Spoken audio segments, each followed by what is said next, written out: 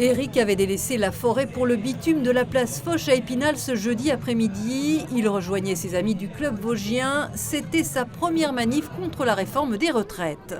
Alors on est tellement débordés, écœurés de tout ça, on s'est dit il faut qu'on y aille quoi. Pourtant je suis en retraite, ça fait 4 ans, mais on est vraiment écœurés. Les enfants se sont dit ouais papa t'as raison et tout, voilà c'est pour ça qu'on est aujourd'hui. Avec Éric, ils étaient en tout 9000 pour les syndicats, 4500 selon les chiffres officiels. Une chose est sûre pour cette 9e journée de mobilisation à Épinal. Comme dans l'un des 300 cortèges prévus en France, le mot d'ordre ne change pas. Non à la retraite à 64 ans, ni par le passage en force, ni par le mépris. Et si les députés vosgiens qui n'ont pas voté la motion de censure ont été brocardés, les manifestants avaient surtout en tête l'allocution mercredi du président de la République. Vous l'avez trouvé comment? Fidèle à lui-même.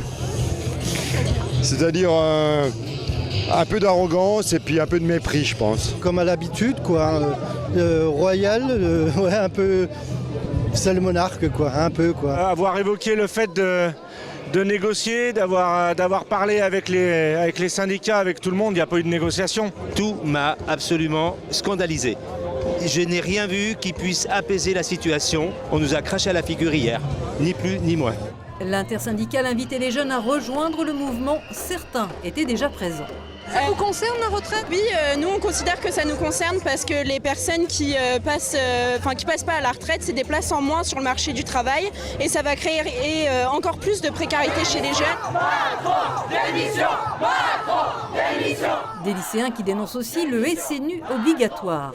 C'est le service universel obligatoire que M. Macron veut essayer d'instaurer pour tous et obligatoirement.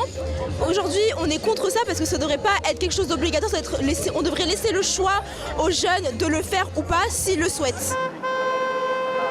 Dans les Vosges, il y avait également un rassemblement ce jeudi matin à Saint-Dié avec 2000 personnes selon les syndicats et d'autres actions comme cette opération escargot partie de Mirecourt ou bien la caravane des retraites qui faisait le tour des EHPAD de Charmes à Épinal.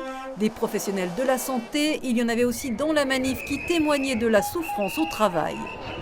Le fait d'avoir des personnes qui sont vieillissantes et puis qui demandent de plus en plus de soins. Et puis nous, si on n'est pas au top, on ne pourra pas venir en aide correctement aux personnes. On passe d'une personne à l'autre et tout, on n'a plus de temps pour eux, il n'y a rien, il n'y a plus rien, il n'y a plus de contact, il n'y a plus rien. C'est lamentable. La retraite à 64 ans? On n'ira pas jusqu'au bout. Moi, j'y vais déjà pas jusqu'au bout. Moi, ils m'ont déjà aménagé un poste parce que je peux plus. Et alors que le gouvernement maintient le cap de sa réforme, quelle sera la suite du mouvement dans la rue pour les syndicats? L'intersyndicale annonce encore des manifestations, des mobilisations. Donc on attend aussi le mot d'ordre quelque part de l'intersyndicale nationale parce que c'est pas fini. Ça va passer au Conseil constitutionnel aussi. Donc pour l'instant c'est pas fini. Et puis de toute façon une loi qui est votée, elle peut très bien être abrogée. Nous on est déterminés à aller jusqu'au bout. On ne partira pas en retraite à 64 ans, quoi qu'il arrive. Donc on va s'organiser sur différentes formes. Mais en tout cas on va continuer à se battre. Et au-delà de la manifestation, là aujourd'hui il y a eu un ancrage assez important au territoire vosgien, qui a démontré que nous sommes tous motivés pour aller jusqu'au bout jusque notre revendication, le retrait. Et alors que la manifestation s'était déroulée sans encombre, on notait la présence également de quelques gilets jaunes en début de cortège et celle non identifiée de jeunes gens, des individus masqués vêtus de noir, parfois floqués du signe des anarchistes qui semblaient vouloir en découdre. Et ce que les forces de l'ordre redoutaient s'est produit.